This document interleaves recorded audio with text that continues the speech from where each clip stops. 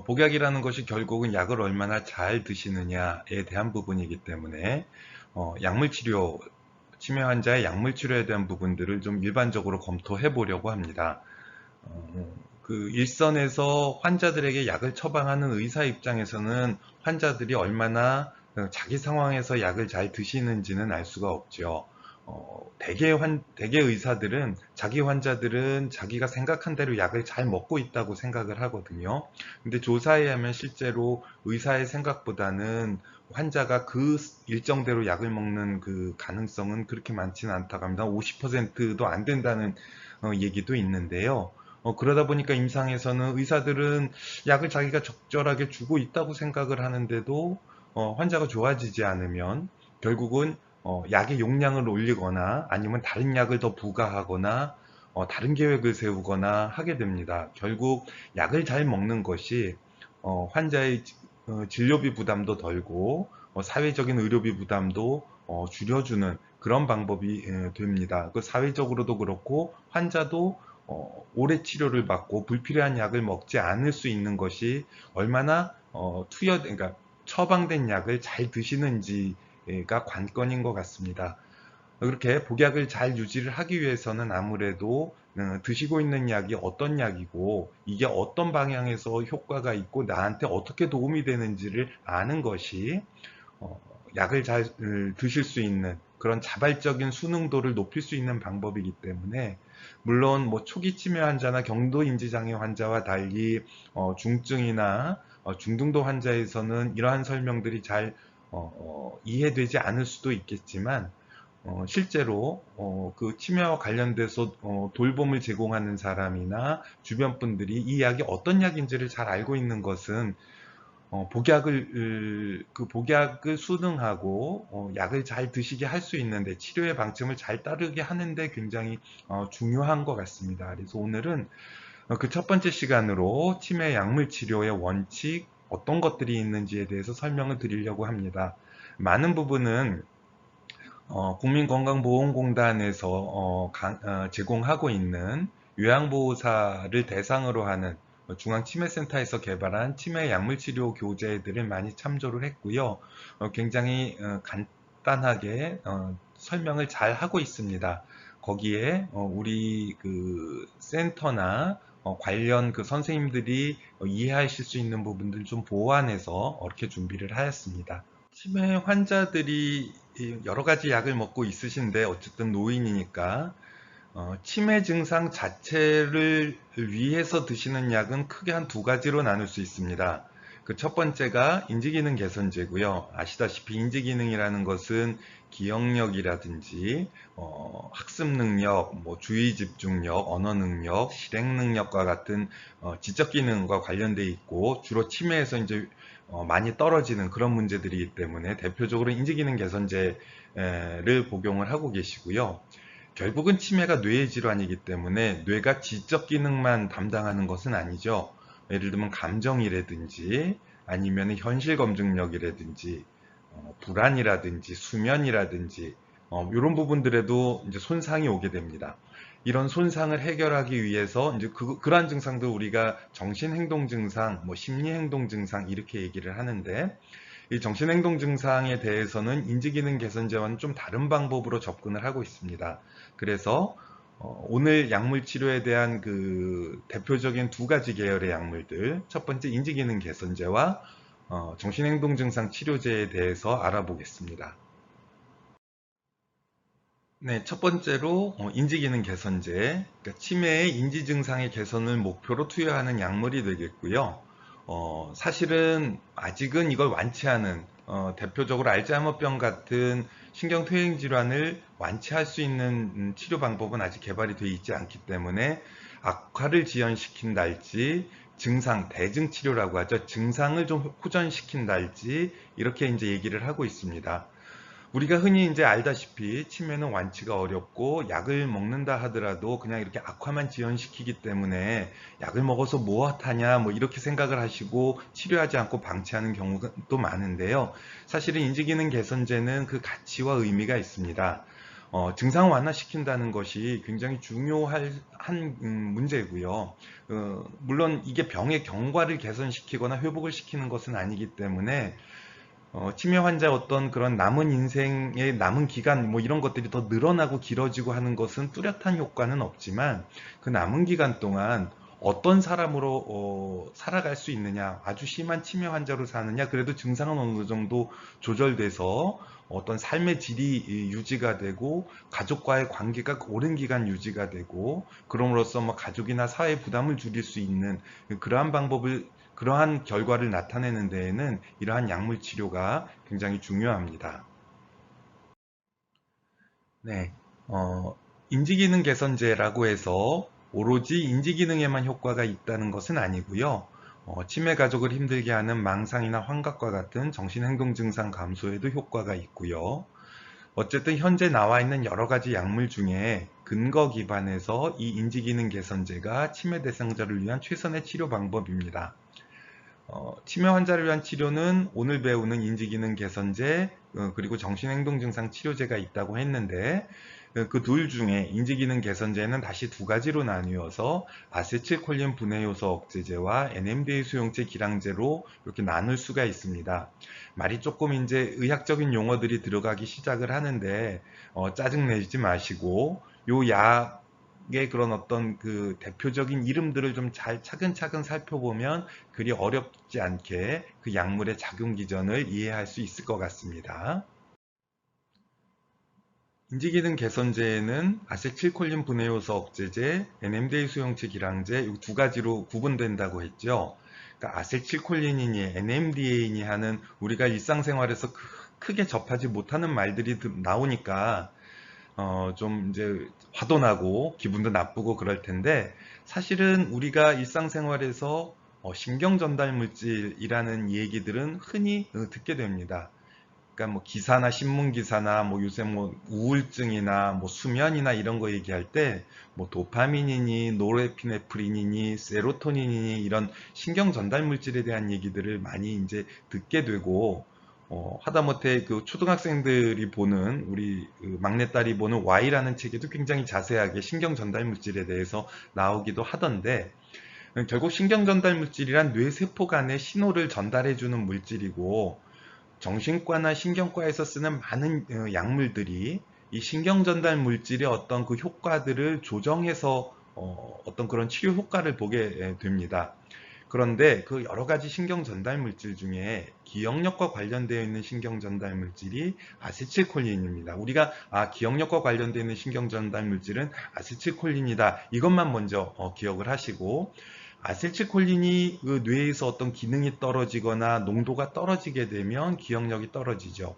이 아세틸콜린을 분비하는 신경세포들이 퇴행이 돼서 죽어버리는 것이 알츠하이머병과 같은 치매 질환들입니다.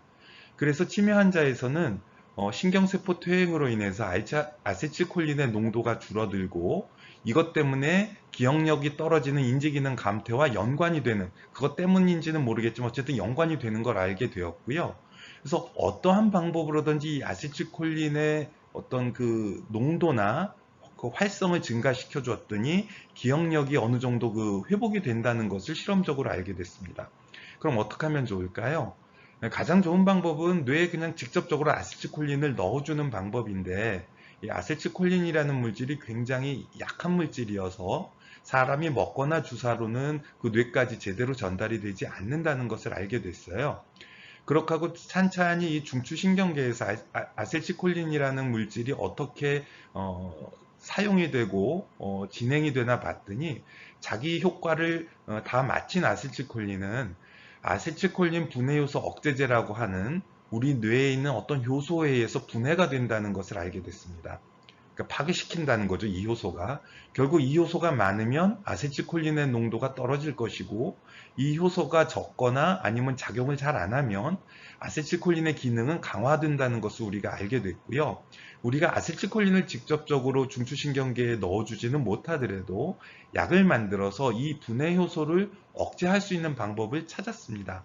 그래서 아세틸콜린 분해 효소 억제제라는 물질을 통해서 이 아세틸콜린을 분해하는 효소를 억제했더니 그 신경 전달이 이루어지는 시냅스라고 하는 곳에서의 아세틸콜린의 농도가 유지가 되고, 그러니까 인지 기능이 향상된다는 것을 알게 되어서 최초의 치매에 대한 치료제로서 아세틸콜린 분해 요소 억제제가 도입이 된 것입니다. 네, 그것을 이제 모식도로 이렇게 그려본 건데요. 뉴런, 신경세포라고 하는 것, 이게 이제, 아세틸콜린을 분비하는 신경세포가 되겠고, 여기서 이제 아세틸콜린이 시냅스라고 하는 뇌세포와 뇌세포 사이에 있는 간극으로 이렇게 이제 분비가 됩니다. 이 분비된 아세틸콜린은 아세틸콜린 수용체를 통해서 신경 전달이 이루어져서 우리가 어떤 상황을 기억을 하고 인지 기능을 사용하는데 이 작용을 하게 되는데요. 그렇게 하고 이제 남은 아세틸콜린은 아세틸콜린 분해 요소라고 하는 효소에 의해서 콜린과 초산, 아세트산으로 이렇게 이제 분해가 되고요. 다시 이제 재활용하게 되는 과정을 겪게 됩니다. 그런데 이 효소가 굉장히 활성이 높거나 많으면 멀쩡한 아세틸콜린이 별로 없게 되는 거죠. 다 분해가 되니까 이 아세틸콜린 분해 요소 억제제라는 약을 먹어서 이 시냅스 간극에서 이 아세틸콜린 분해 요소의 작용을 억제시키면 아세틸콜린이 많이 늘어나게 되고, 그래서 이 신경 전달이 더 활성화되면서 기억력 개선의 효과를 보이게 되는 그런 원리입니다. 현재 그 시판되고 있는 이 계열의 약물 아세틸콜린 분해 요소 억제제는 크게 세 가지가 있습니다. 도네페질, 리바스티그민, 갈란타민이고요. 최초로 개발된 상품명은 아리셉트, 엑셀론, 레미닐이라고 하는 이름으로 나왔고, 지금은 이제 특허들이 다 이제 풀려서 여러 가지 다양한 제약회사에서 유사한 이름으로 나오고 있습니다. 아세틸콜린 분해 요소 억제제의 역사는 사실 그렇게 짧지는 않고요. 제 기억에 제가 전공이 1년차 때, 그러니까 90년대 후반, 96년, 97년에 최초에는 데크린이라고 하는 약이 처음에 나왔었고요. 굉장히 그때는 획기적이었죠. 치매를 어떤 방식이든지 증상을 개선할 수 있는 약이 나와서 굉장히 각광을 받을 거다 했는데 그 테크린이라는 약은 하루에 4번 먹어야 되고 작용시간이 짧고요. 그 다음에 치명적인 간독성이 있어서 나온 지 뭐 6개월이나 1년 만에 결국은 시장에서 사라졌습니다. 그리고 나온 이후에 나온 약이 도네페질, 아리셉트라고 하는 약이거든요.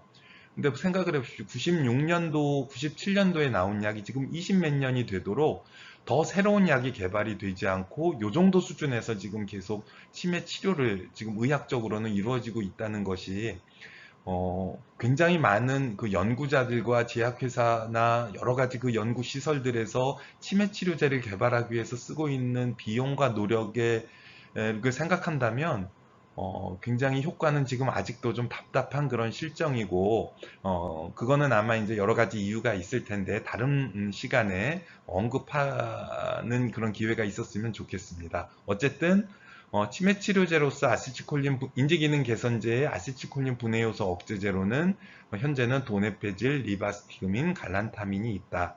이렇게 정리할 수 있겠습니다. 네, 아세틸콜린 분해 요소 억제제와 함께 인지기능 개선제로는 NMDA 수용체 기량제라는 것이 있다고 들었습니다. 자, 또 이렇게 용어로 나오니까 또 약간 또 이제 화가 나려고 하는데요. 사실은 이것도 한번 찬찬히 살펴보죠. NMDA는 아세틸콜린, 뭐 도파민, 뭐 세로토닌과 마찬가지로 신경 전달 물질입니다. N-메칠 디아스파르테이트라고 하는 신경 전달 물질이고요. 수용체라는 것은 그 신경 전달 물질이 결합을 해서 신경 전달이 이루어지게 하는, 아까 그 그림에서 봤죠. 그런 어떤 이제 단백질이거든요. 그러니까 NMDA 수용체, 그러면 NMDA라는 신경 전달 물질이 결합하는 수용체를 말하고, 기량제라는 말은 요새는 이렇게 한문 잘 안 쓰는데 의학 용어에서는 기량제, 뭐 차단제, 억제제 다 비슷하다고 생각을 하시면 됩니다. 그러니까 NMDA 수용체를 억제하는 물질이라는 거죠. 결국은 말하자면 NMDA가 신경 전달 물질이기 때문에 이 NMDA라고 하는 신경 전달 물질을 통해서 이루어지는 신경 전달을 억제하는 물질이다. NMDA 수용체에 작용을 해서 그것이 이제 NMDA 수용체 기량제입니다.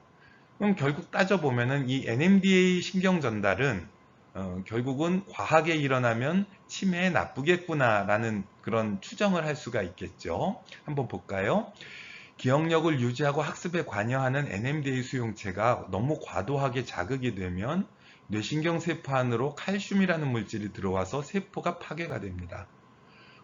글루타메이트는 흥분성 신경 전달 물질로서 NMDA 수용체를 활성화하는데, 이게 너무 지나치게 자극을 받는 경우에는 뇌신경 세포가 파괴가 되고, 결국 우리가 노화하고 나이 먹으면은 이런 글루타메이트 계열의 흥분성 신경 전달이 과해지면서 아포토시스라고 그러죠. 그러니까 세포 사멸이 일어나는 것도 우리 노화나 신경퇴행과 관련이 있고요. 결국은 이렇게 과하게 활성이 되는 것을 차단해주고 억제해주는 것이 인지기능 개선에 효과가 있다는 그런 뜻입니다. 그래서 뇌신경세포 파괴를 줄임으로써 그 학습 및 기억 능력의 증진, 병의 진행을 지연시킬 수 있다. 뭐 이렇게 개발된 것이 NMDA 수용체 기량제고, 현재는 한 가지 약물이 나와 있습니다. 상품명으로 에빅사라고 하는 메만틴이라고 하는 성분의 약물이 지금 한 가지가 지금 사용되고 있습니다. 네, 이렇게 아세틸콜린 분해 요소 억제제와 NMDA 수용체 기량제 말고 뭐 다양한 그런 계열의 약들이 인지기능 개선을 목적으로 사용은 되고는 있지만, 대개 이 두 가지의 계열의 약물을 제외하고는 근거 기반에서 입증된 것은 아니고요. 좀 단편적이거나 좀 개별적인 그런 효과들은 보이고 있는 것 같습니다. 그래서 분명하게 효과가 검증되지 않았기 때문에 뭐 어떤 특정한 그런 이유가, 다른 이유가 뚜렷하지 않는 경우에는 그렇게 권고되지 않는 그런 상황입니다. 정리하자면 인지기능 개선제란 치매로 인한 인지 증상의 개선을 목표로 하는 약물이죠. 그래서 크게 두 가지로 아세틸콜린 분해 요소 억제제와 NMDA 수용체 기량제가 있는데, 아세틸콜린 분해 요소 억제제에는 도네페질, 리바스티그민, 갈란타민의 3종의 약물이 있고, NMDA 수용체 기량제에는 메만틴이라는 1종의 약이 있어서 치매 인지기능의 개선에 입증이 되어 있는, 그래서 근거에 기반해서 쓸 수 있는 약은 총 이렇게 네 가지 종류가 존재한다. 나머지 다른 약들은 보조적인 것이다. 이렇게 정리하시면 되겠습니다. 지금까지는 이러한 약들이 우리 인체에서, 뇌에서 어떻게 작용을 하는지를 보았다면, 그럼 실제로 임상적으로 어떠한 결과들을 나타내는지, 어떤 효과가 있는지를 한번 살펴보겠습니다. 먼저 아세틸콜린 분해 요소 억제제인데요. 대개 이 약을 쓰면 처음에는 굉장히 많이들 좋아하세요. 인지기능이나 일상생활 활동에 호전이 분명히 보입니다. 그렇지만 그 약을 꾸준히 투여한다 하더라도 1년 정도 지나면서 그 개선 효과는 더 떨어지고, 치매의 진행을 완전히 멈출 수는 없습니다. 보고에 따라서는 병의 경과를 6개월에서 2년 정도 늦춘다는 얘기가 있기는 하지만, 그렇지 않다는 보고도 굉장히 많고, 경과 자체에는 영향이 없다라는 이야기들이 더 정설입니다.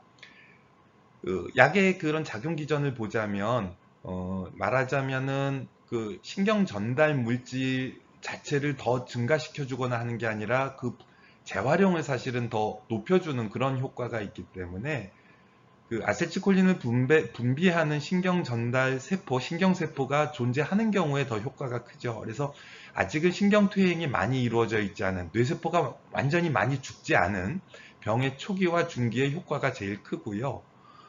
그렇게 하고 앞서서 언급됐듯이 인지기능 개선 말고도 신경 전달이 원활해지니까 기억력 감퇴로 인한 여러 가지 망상이나 환각과 같은 정신행동 증상이 연관이 있을 수 있거든요. 그래서 이러한 부분에도 효과가 있는 것으로 알려져 있습니다. 아세틸콜린 분해 요소 억제제에는 세 가지 종류가 있다고 했죠. 도네페질, 리바스티그민, 갈란타민인데요. 이 세 가지 약이 모두 지금 사용되고 있다는 사실은 이 약의 어떤 그 약제별로 어떤 그 장단점은 있을 수 있지만, 어느 것이 더 우월하고 어느 것이 더 열등하다라는 것은 아니라는 그런 측면이 반영이 된 것 같습니다.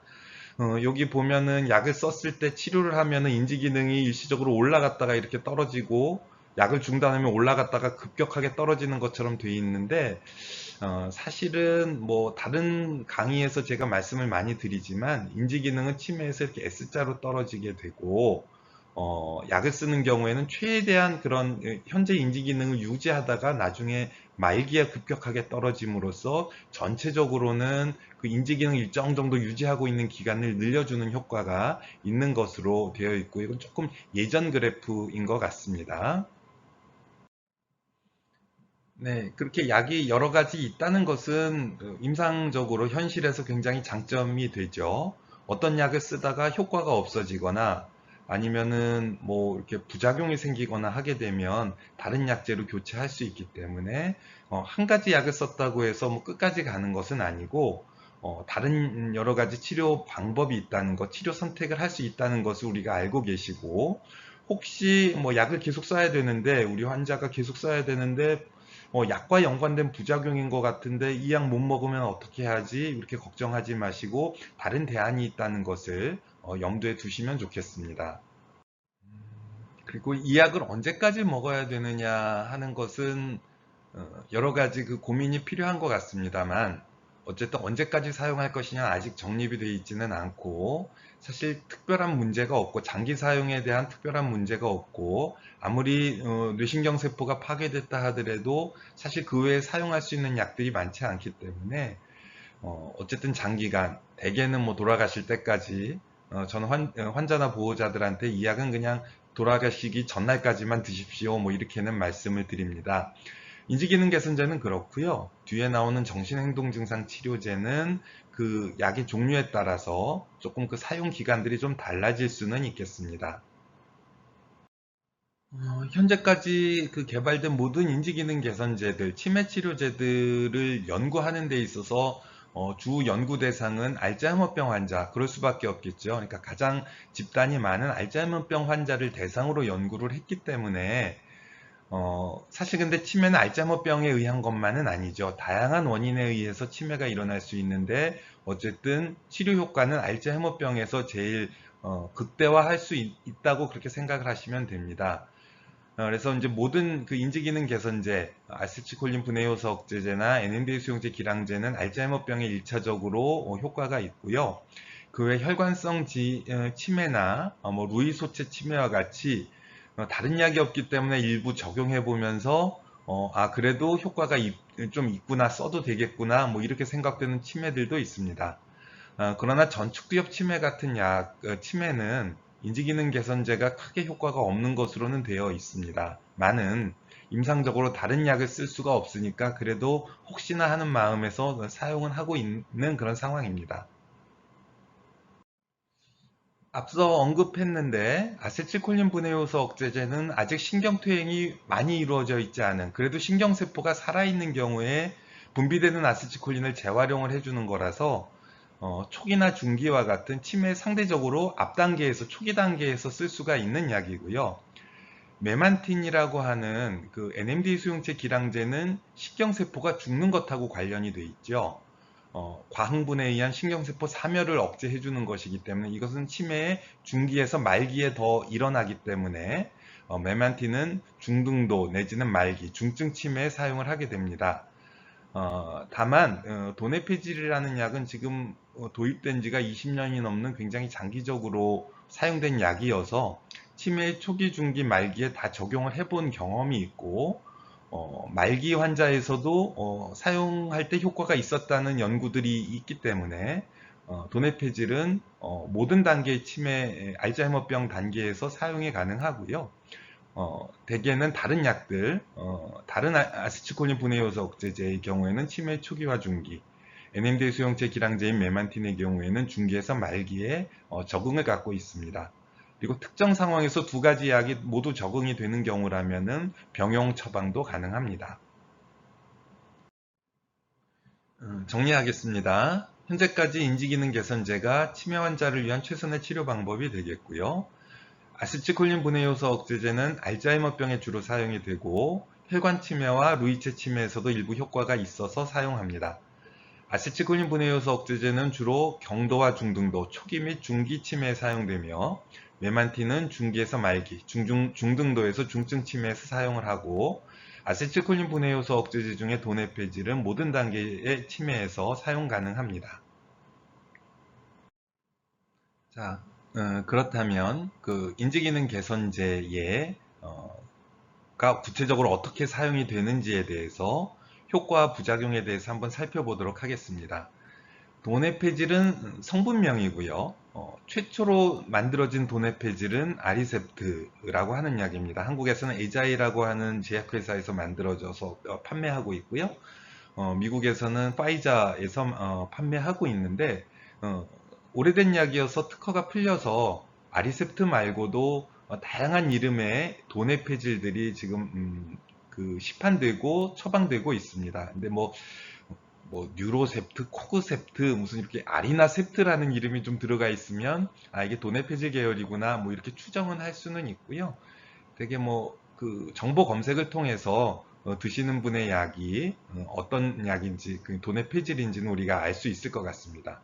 아까 말씀드렸듯이 적응증은 모든 단계의 알츠하이머병, 경도에서 이게 중증의 여기 중은 무거울 중자죠. 그러니까 경도에서 말기, 초기에서 말기 알츠하이머병과 혈관성 치매, 뇌혈관 질환을 동반하는 혈관성 치매에서 적응증이 있다고 했는데 아마 혈관 치매는 일부 이 적응에서 지금은 빠져 있는 것으로 되어 있어서 모든 단계 알츠하이머병에서 이제 주 적응이 있고 그 외에 다른 치매에서도 사실은 사용할 수 있는 방법 다른 약들이 없으면 뭐 이렇게 비공식적으로도 많이 쓰고 있습니다. 대개 용법은 하루 한 번 자기 전에 복용을 하는 경우가 일반적인데 어쨌든 뇌 기능을 개선하는 약들이 사람의 어쨌든 기운을 좀 깨우는 그런 측면은 있고 되게 수면 장애를 일으킬 수가 있는 그런 약이기는 하거든요. 그래서 자기 전 복용을 해서 무슨 뭐 수면에 연관이 있다 그러면은 아침에 한 번 드셔도 상관없습니다. 초기 용량은 5mg으로 시작을 해서 4-6주 투여 후에 10mg으로 증량을 합니다. 그래서 일반적으로 10mg이 일상적인 사용 용량이고요. 심한 경우에는 현재 23mg에서 다시 한번 적응증을 갖고 있습니다만 여러 가지 부작용 때문에 사실 제 개인적으로는 5mg짜리 반, 2.5부터 시작해서 굉장히 서서히 늘리고 환자의 증상이나 부작용에 따라서 5mg로 유지하거나 아니면 뭐 10mg로 유지하거나 이러는 경우들입니다. 네, 모든 약들을 사용할 때 제일 그 중요하게 우리가 신경을 써야 되는 것이 부작용이죠. 도네페질의 부작용이 있습니다. 흔한 부작용으로는 여기에 이제 설사, 오심, 뭐 구토 뭐 이렇게 얘기를 하네요. 설사, 오심, 두통이 매우 흔하고 그 외 식욕부진, 구토, 복통, 뭐 외에 뭐 환각 뭐 이런 것들이 있고 드물게는 뭐 성욕이 증가하거나 조증이 생기거나 뭐 이런 것들이 있다고 합니다. 아리셉트, 도네페질을 포함해서 아세틸콜린 분해 요소 억제제의 제일 그 대표적인 부작용은 이게 오심이라는 말이 지금은 오심이라는 말도 잘 안 쓰는데 이게 구역질입니다. 구역 구토, 설사 이런 위장 증상입니다.